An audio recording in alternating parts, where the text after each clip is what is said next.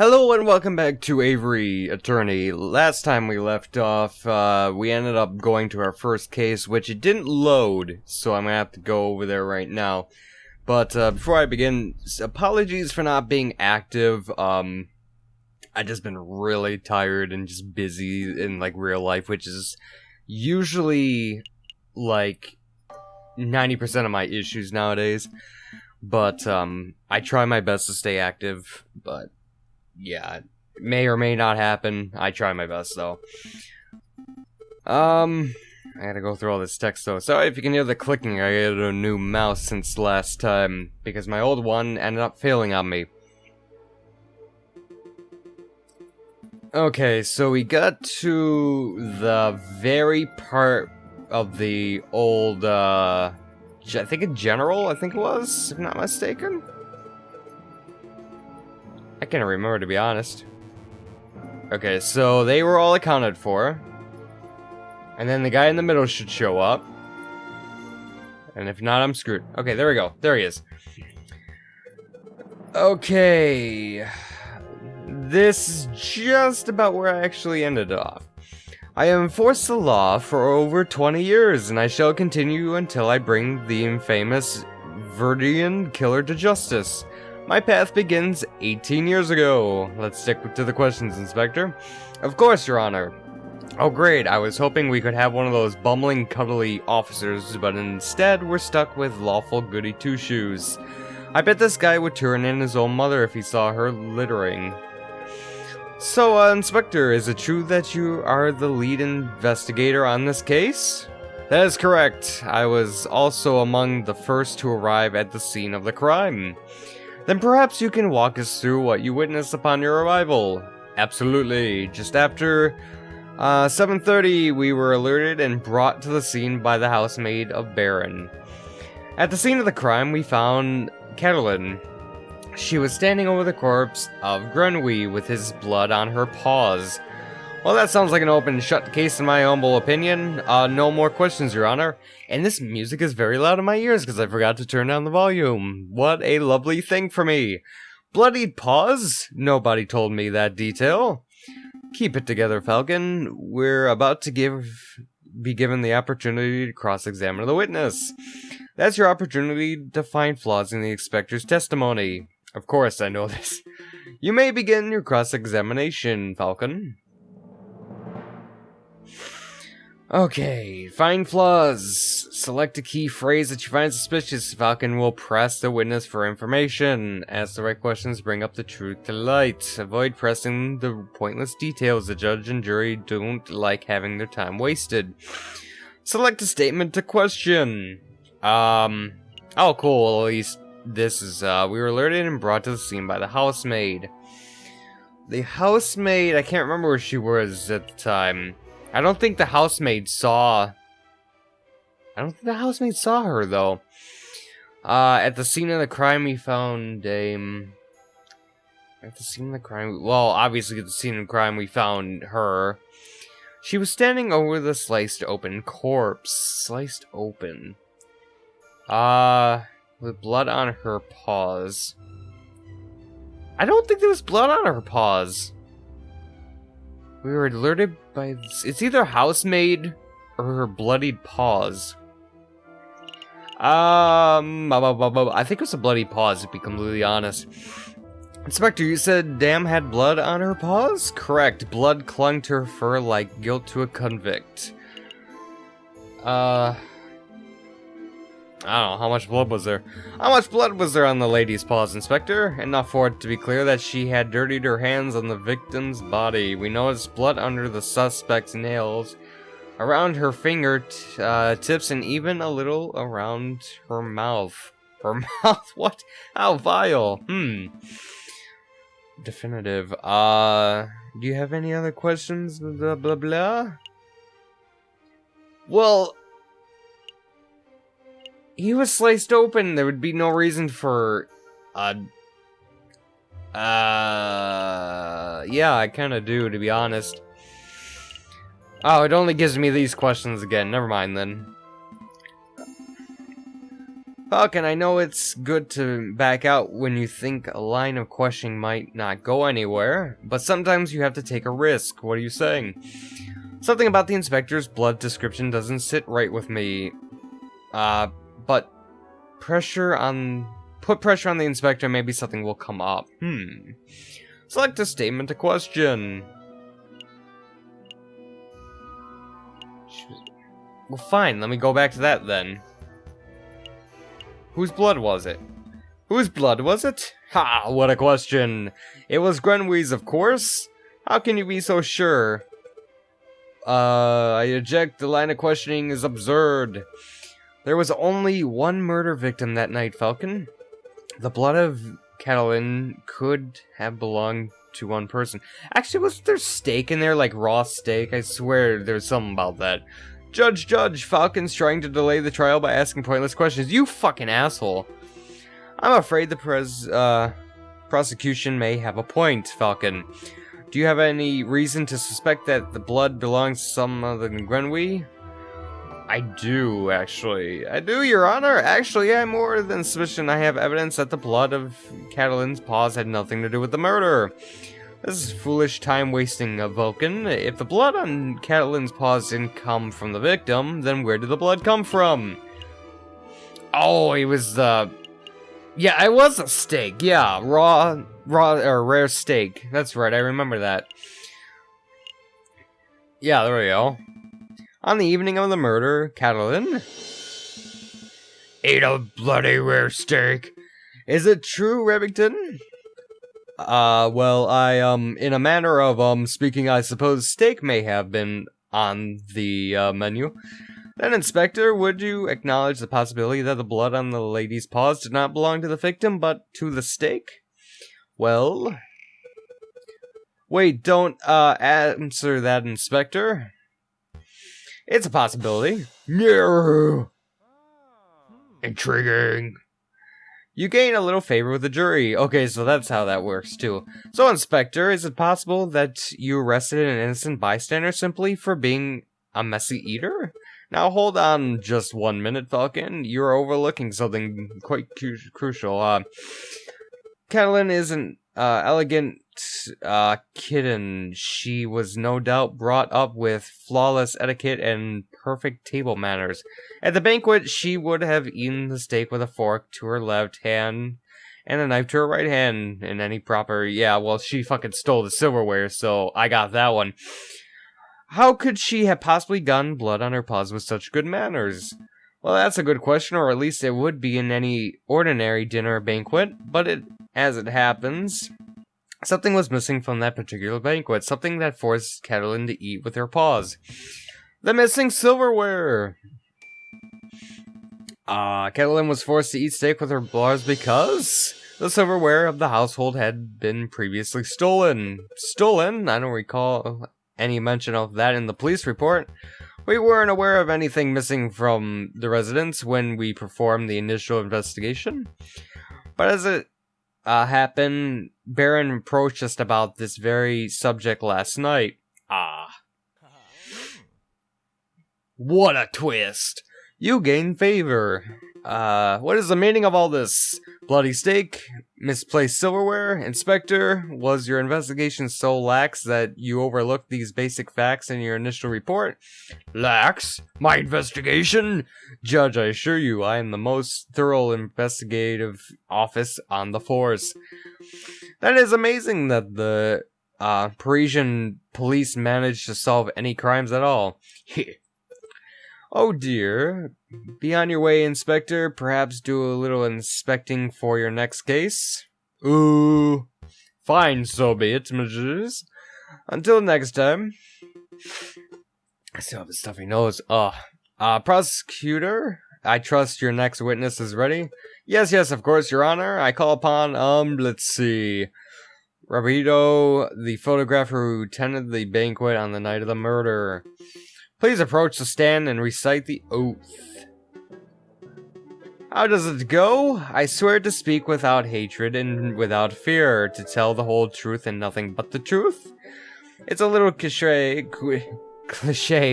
but oh my god, to be perfectly honest, Could the witness please introduce himself to the court record? As if anyone in this courtroom does not immediately recognize me. I am the great Rabito, cutting-edge photographer and visionary. I don't just take people's pictures, I capture their very essence. I don't know what that was in French. You may have seen my works in hip magazines, Le Brunche and Cedis. I could completely be butchering the language, I apologize. I don't even know. I can send you tweets if you like. What on earth is a tweets? Bird-to-bird communication. Come on, Falcon. It's the 19th century. Get with the times already. Yes, your works are very, impressive. Monsieur Rubino. But let's get down to business. Could you tell us your, activities? Activities were on the night of the murder? Very well, I was hired by Baron to capture the evening's events. I arrived at 7 in the evening. I pointed my camera and captured the beauty of the banquet in one fantastic photograph. Then I billed Baron and left. Like a true artist. That's funny. With regards to the photograph itself, who did you photograph? I thought you might ask. I brought a copy so that you could all see for yourselves. Good! I'm glad, actually, since I didn't steal that photograph. Oh, very good. Let's take a closer look. Something seems off. It's like something really... I swear like Catalan was in the middle of this last time I checked, but I could be wrong. My word, this is an adequate picture, isn't it? So let's see, who do we have here? In the middle we see Baron, the lion who hosted the event. On the left is the father of the defendant. And finally we see the housemaid, who I suspect may have snuck into the picture uninvited. So as you can see, two people are clearly absent from the photograph. The first is the victim, Grenouille, and the second is the defendant. Quite suspicious, wouldn't you agree? I swear to God, Catalan was in the middle instead. Just a moment. This proves nothing. So the defendant and the victim were not photographed with the others. That doesn't mean that they were in the garden together at that point. Hold your horses, Falcon. I'm not done yet. The prosecution may continue. Behind the photograph subjects, we see a wall clock with the time set at 7:30. Now, why is that time significant? Well, as the inspector told us earlier, that was the exact time the murder took place. Wasn't the clock broken? I can't remember. It's been like 2 weeks since I recorded this. I'm sorry. Do you see, Falcon? Every suspect has an alibi at the time of the murder, save for Catalan herself. Falcon, something seems fishy. In the jail cell, Catalan told us that she was present when the photograph took place, but I don't see her in the photo. Yeah, I know she was in the middle. That's true, but I can't use Catalan's testimony as evidence. It has too little weight. If I want to prove that Roberto's photograph is not a valid piece of evidence, I have to dish out evidence of my own. Your Honor, I would like to cross-examine the witness. Very well, the defense may proceed. It's a waste of time if you ask me. Photographs are rock-solid evidence. Or you're just a very good fake. I arrived at 7 p.m. I set up my camera. Then I build. Let's do the photograph. Let's take a closer look at this photograph. Why is it in black and white? I see a mistake in the photograph. I don't know if this is going to screw me over, though. Just to clarify, photographs are a direct reflection of reality, are they not? That is correct. The photographic process leaves no room for bias or inaccuracies. That is most curious because I see a mistake. A mistake? Impossible. I just told you, Monsieur, the camera is a perfect, unbiased evidence. Or device, I mean. The photographs it produces are flawless. Well, I'm not seeing any mistakes. Perhaps you could be more specific. Certainly. Yeah, Baron, right here. Should not be standing there. Oh, why do you say that? Well, I'm just speculating from the artist's perspective. It doesn't seem right to have the Baron standing there, of all places. Absurd! How dare you question my artistic vision, Monsieur? Artistic vision aside, this is completely baseless and irrelevant speculation. I must agree, Falcon, we don't care about your opinion on the artist's merits of the photograph. Let's stick to the facts. Ah, you dick. Okay. If you do see a legitimate mistake in the photograph, now would be the time to tell us what it is. Well, if it's not the Baron, then it has to be the clock, then. The clock in the photograph, there is something not right about it. Well, isn't that convenient? The defense sees something wrong with the key piece of evidence that implies his client. Don't give me that cocky tone, Remington. I have evidence that there's something wrong with the clock in that picture. Yeah, that's right, it has no hands. That's what was wrong with it. The photograph clearly shows the clock's hands pointed at 7 and 6. That much is self-evident. What is most curious, because the clock in the lounge of the chateau has no hands. It has no hands! The clock is merely a decorative piece, a talking item. Feel free to ask Baron or his housemaid if you have doubts. Monsieur, how do you explain this discrepancy? I don't know. There must be some sort of mistake. My camera's flawless. There is no mistake. Your photograph depicts something that does not exist in the real world. Maybe there was an error in the printing process. An error precisely where the clock hand should be. Please, monsieur, don't patronize us. Allow me to offer you a more plausible explanation. You edited the photograph. Edited? I'm no expert, but I suspect that you used paint or ink to carefully put hands upon the clock. It would have been a simple test, considering that the clock was facing bare. One could even speculate that you specifically chose to include a handless clock in the photograph just to simplify the editing process. Aye, Falcon, your reasoning is absurd. Why would the witness do such a thing? Is it not obvious? By showing the photograph, it has taken place at precisely 7:30. It's clear all the photographs subjects of suspicion. Wait, I don't even think I said that right. In other words, Monsieur created a perfect alibi. Ooh. Of course, this raises further questions. Who is the witness protecting, and why? Was Monsieur, bribed, threatened? Enough silence, let's hear some answers, Monsieur. Fine, you got to me, I'm guilty, I did it all. You did it? You're confessing to the murder of Gwenwy? What? No. I have no idea who killed the frog. I'm just admitting that I'm guilty of producing fraudulent photographs. I was ordered to make changes to the printed photographs, and yes, that included adding hands to the clock. You were ordered by whom? I dare not say.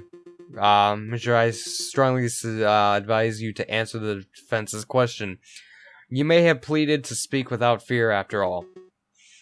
With respect, Judge, I fear his claws more than I fear the punishment of the justice system. I shall name no names. His claws, did you hear that, Falcon? That is most unfortunate. Monsieur, we cannot and shall not torture names out of you. We don't live under the, regime, after all. I don't know what that is. But since you have admitted to falsifying evidence, then we cannot keep you on the stand as a witness. Take your leave. You shall be charged with, perjury in due course. I can't protest. That's the least I deserve of my failure as an artist. Good day, messieurs. You gain favor. Yay. So, the clock hands were painted on. So what? It doesn't matter. The photograph still depicts Catalan as absent close to the time of the murder. That's significant. Don't be dense, Remington. If the photograph is not completely genuine, then it cannot be considered reliable evidence. Why not? It's still a portrayal of the night's event. Because if we accept that one part of the picture was edited, then we must accept the possibility that other parts were too. It is possible that Carolyn was painted out. Even worse, it's possible that another person was painted in. We know that the witness was trying to cover for someone, so all possibilities must be accounted for. So what are you saying, Falcon? That the housemaid paid off the photographer, or was it the father, perhaps? I don't think so. The housemaid lacks a meaner motive, and it wouldn't make sense for Properio, or whatever his name is, to implicate his own daughter. Well, surely you're not suggesting that the honest and beloved Baron deliberately tried to frame Carolyn? Because that would be most outlandish theory yet. The Baron is a pillar of our community. He would never do such a thing. I'm not here to throw accusations. That's the job of you, the prosecutor. However, maybe I should offer my opinion. Oh, there he is. Baron, it's not time for your witness testimony yet. So would you think, prosecutor, and yet I see my good reputation getting tarnished by your incompetence. Incompetence? Indeed, let us proceed with witness questioning. Is that fine with you, Judge? Yes, I suppose so. Very good, and I trust that the defense has no objections? No objections here. Fantastic! Oh, but before I forget, I plead to speak without fear and prejudice, etc., etc. Now, prosecutor, ask me about what I witnessed over the course of the evenings. Okay. Baron, on the night of the initial dinner when, oh my god. I'm talking too much. When the photographer arrived, Grenouille left to visit the garden. Carolyn followed behind him moments later. Properio, Roberto, and myself were engaged in conversation, so we paid her no mind. After the photographer had left, the housemaid left to go find Grenouille and Carolyn. That would be when I heard her cry for help. Thank you, Baron. I think we all know the story from here there. I would like to cross-examine the witness. Do you doubt my integrity, Garchon, or whatever? I'm just here to uncover the truth, Baron. Very well then, hit me with your best shot. Let's establish with absolute certainty that I, Baron, am an honest man. The defense may proceed with the cross-examination. Okay. Wow, there's a lot to this. I'm surprised it's so long. The dinner when following behind my housemaid discovered the pairs left to visit the garden. That's not true, if I'm not mistaken, because they were talking about business. I have some questions about Grenouille. God rest his soul. Yeah, relation maybe. What was your relation to Grenouille prior to the demise? We were business partners. Grenouille and myself all own a third share in an up-and-coming railway company. Excuse the crassness of this question, but that means that you and Predator now own half of the company each, correct? Correct. I suppose that's a slight glimmer of benefit that arose from his foul situation. Well, Monsieur, you must understand that Grenouille and I were friends as much as we were business associates. I mourn the man's passing. Of course. Do you have any other questions about Grenouille? Yes. Why did he visit the garden? Why did Grenouille leave to visit the garden? I believe he wanted some fresh air. The steak did not sit well with his, I fear. Oh, I see, but that is quite confidential timing, isn't it? How so? Well, Grenouille felt sick and left the room just after the photograph arrived, and just before the murder occurred. One might draw a link between the food and the sickness. Hold on, Falcon. Surely you aren't suggesting that Grenouille's food was poisoned in some way? Can I prove that, though? The inks, maybe. Let me see. The events are too closely tied to mere coincidence. I'm no expert, but I think the steak would have been a perfect medium to carry a small amount of poison. My word, what a revelation, but what evidence do you have of this poisoning? Bearing in mind, of course, that the coroner found no signs of poisoning and no poison was found at the crime scene. To be completely honest, there is no hard evidence of poisoning, but we can speculate. Ah, okay. We cannot! Okay. You lost. Okay. There is no need to bring outlandish theories like poisoning into the blah blah. When we always had a soft stomach, it's really no surprise that he couldn't keep down a good rare steak. Do you have any other questions? No. Okay.